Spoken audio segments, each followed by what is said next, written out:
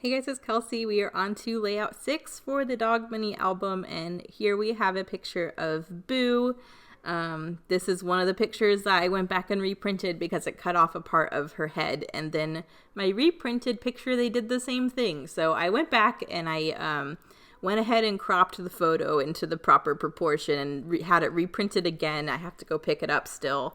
But I will have a new photo for this one where her head is not trimmed off at the top, which will be nice. But for now, I'm going to use this as a substitute. I'll end up replacing the picture once I go and pick it up. But I wanted to go ahead and get started on this page.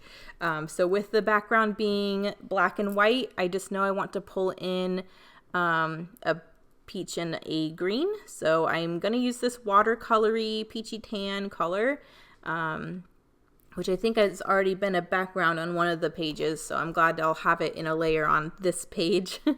And then I wanted a nice green. So I pulled in kind of a hexagon tone on tone green that I think will be really nice with these photos. Again, I'm starting off by doing my double matte with my white and my black. That's a cohesive thing that's kind of going throughout this page on most of the layouts. And now you can see it's looking very Beetlejuice with the black, white stripes and black, white layers. So I definitely want to break it up with these other patterns. I definitely want a chunk of this tan to be a nice layer.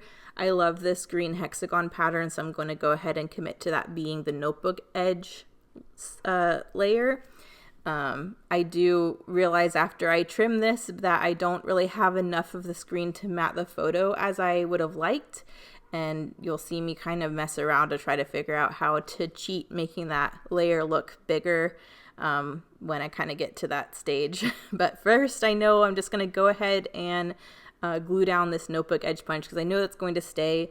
I really love having these elements that kind of run throughout the whole book because it really helps me get started on my page with simple things like just double matting the photo, getting this notebook edge punch down. It really helps me just start on the layout and get it done a lot faster. I've had a lot of fun doing these little mini 8x8 layouts this month, so I'm working a lot faster, which is great because I was really worried that I would procrastinate or get stuck and not get this book done in time for Christmas, which would have been awful. So I'm feeling good about my pacing. Now that I have that down, I'm going to start messing around with my layers. I also really like this black and white sketchy pattern paper, but it was just adding too much busyness. The black and white stripe on the background is bold enough. I really didn't feel like I needed to have another black and white paper. So now I'm really just trying to break up the black and white with these two patterns that I have, and this is where I get a little bit frustrated because I just wish this green scrap was bigger, and then at a certain point, I realized, hey, you have a whole 12 by 12 book of pattern paper that you bought specifically for this project, and there's a whole other 12 by 12 I haven't touched yet. So I do actually just go and pull out the other 12 by 12 of that pattern to use on this layout, just because there's no reason to fight with this little scrap if I have another paper I can use. So here's the rest of it. And I need to remember I have this entire book to use throughout the month. I don't have to just use my scrap pile, although that's been very helpful to get started because that book is exclusively for this project. So I'm going to go ahead and trim the chunk I need for this mat. I'm just going to do a nice like 1/4 inch mat around the photo just for a nice pop of green. I think that ties in really well to the size of the notebook edge punch on the side.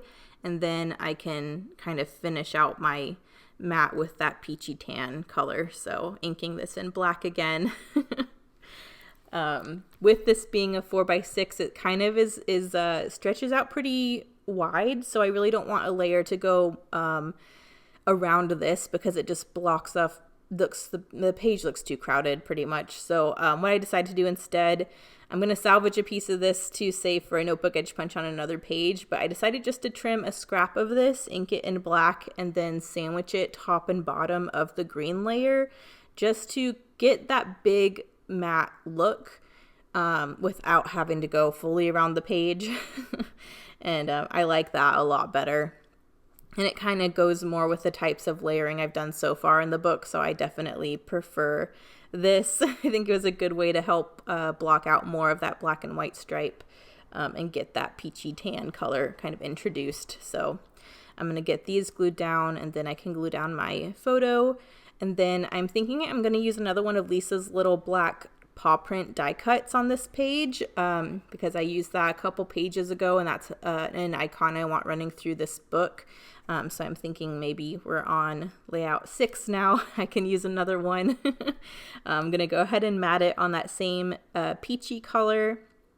I just like the contrast with the pink and the black. And then I actually had a scrap of film strip from the earlier page, and I decided I was going to use that as well, as instead of a banner kind of behind the paw prints. So I'm getting both the paw print and the film strip iconography used up on this page, but I think it'll be nice to have them together just to tie into the other pages where those things are used. But now that the glue is dry, I'm going to fussy cut that. And then I am actually going to pop this paw print up on some foam. So far, I have not used foam on any of the layouts. I've been very careful to try to keep these pages flat. As much as I love dimension in my own book, I'm always worried when I'm doing mini albums or, you know, things I'm going to give away that it's going to be too chunky for the book I've picked. But now that I'm several pages in, I think I can get away with having a few things here or there popped up on some foam.